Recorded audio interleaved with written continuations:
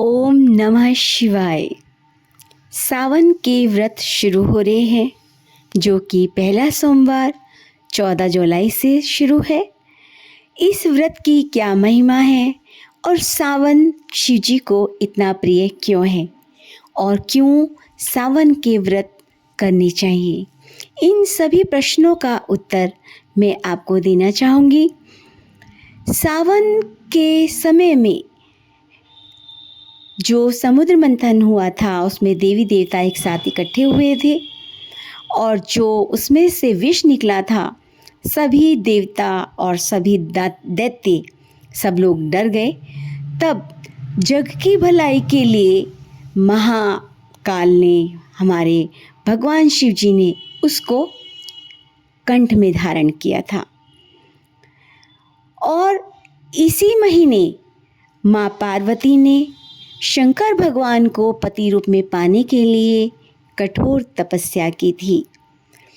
तो जिस किसी के भी विवाह में अड़चने आती हैं या जीवन की कठिनाइयों से जूझ रहे हैं, आर्थिक, मानसिक, शारीरिक जो भी जीवन में कठिनाइयां हैं, वह सावन के व्रत करने से सही हो जाती हैं। यहाँ तक भी कहा जाता है कि इसी महीने पहली बार अपने ससुराल शिव जी आए थे और जब पृथ्वी पर शिव जी आते हैं तो सभी जनों का कल्याण करते हैं। तो जब शिव जी का आगमन इस महीने होता है तो सभी लोग एक प्रसिद्ध तीर्थ स्थान से जल लेकर दूसरे तीर्थ स्थान पर या अपने जो जितने भी शिवलिंग हैं उन पर जलार्पण किया जाता है। तो ऐसी मान्यता के अनुसार भगवान शिव इन 4 महीनों के लिए पूरा पृथ्वी का भार अपने ऊपर लेते हैं। उसका जो भी लालन पालन करना होता है वह सब शिव जी संभालते हैं। तो शिव जी की प्रसन्नता के लिए सोमवार का व्रत उनको अति प्रिय है। जल से उनका जो अभिषेक किया जाता है वह उन्हें अत्यधिक प्रसन्नता देता है। जो भी व्रत हम सोमवार को करते हैं और जो पहली बार इस व्रत को करने जा रहे हैं, उनको थोड़े से नियम का पालन करना होता है। जैसे अपने भोजन के समय में या अगर आप व्रत कर रहे हैं तो लहसुन प्याज का सेवन ना करें। दूसरा, सुबह प्रातःकाल आप स्नान करके शिव जी को जल अवश्य ही अर्पण करें। शमी के वृक्ष का फूल और आग धतूरे के पत्ते, बेलपत्री, भांग शिव जी को अत्यंत प्रिय है, तो वह आप शिव जी पर चढ़ा सकते हैं।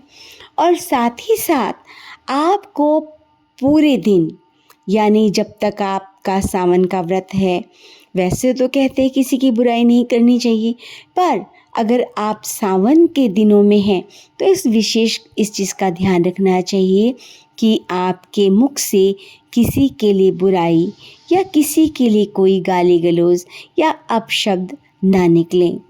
शिव जी की भक्ति में आपको बैठते उठते काम करते हुए लीन रहने की कोशिश करनी चाहिए।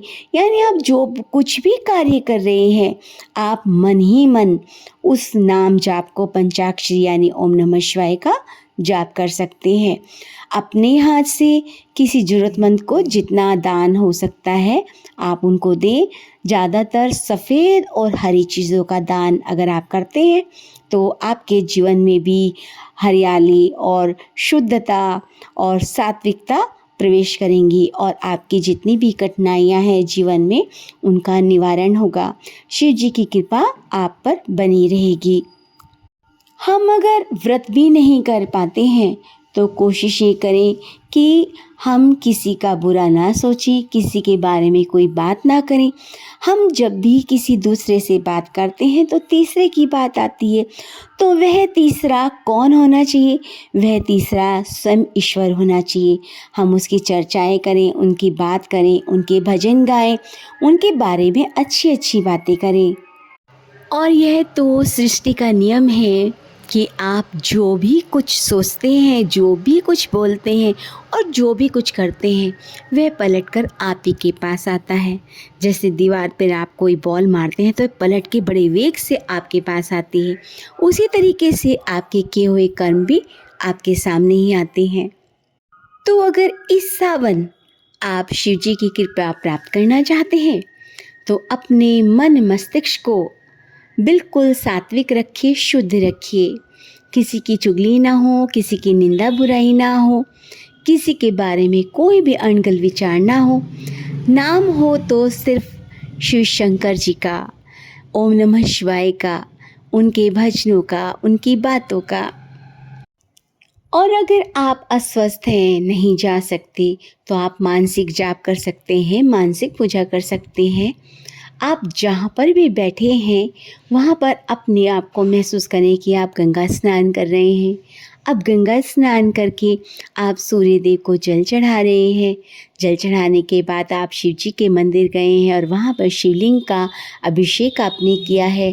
ये चीज़ें आप शिव जी को चढ़ा रहे हैं।